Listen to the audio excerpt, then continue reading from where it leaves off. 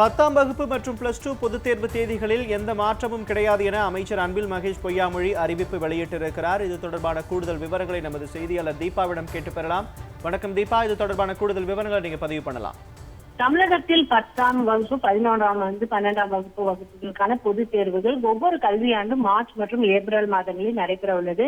இந்த ஆண்டு நாடாளுமன்ற தேர்தல் வர இருப்பதால் இந்த தமிழகத்தில் அந்த 10ஆம் வகுப்பு 11ஆம் 12ஆம் பொதுத் தேர்வுகளில் அந்த அட்டவணை கடந்த ஆண்டே வெளியிடப்பட்டது. பள்ளிக்கல்வித்துறையால் எந்த தேதியில் எந்த மாற்றமும் இல்லை என்றும் திட்டமிட்டபடி அந்த பொதுத் தேர்வுகள் 10, 11, 12ஆம் வகுப்புகளுக்கான பொதுத் தேர்வு திட்டமிட்டபடி அந்த அட்டவணை போலவே தேர்வுகள் நடைபெறும் என பள்ளிக்கல்வித்துறை அமைச்சர் அன்பில் மகேஷ் தெரிவித்திருக்கிறார்.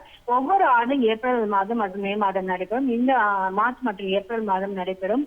இந்த ஆண்டும் அதே போல திட்டமிட்டபடி நடைபெறும் என்று தெரிவித்திருக்கிறார்கள். 10ஆம் வகுப்பு பொது தேர்வுக்கான அதாவது வருகின்ற மார்ச் 26ஆம் தேதி தொடங்குகிறது.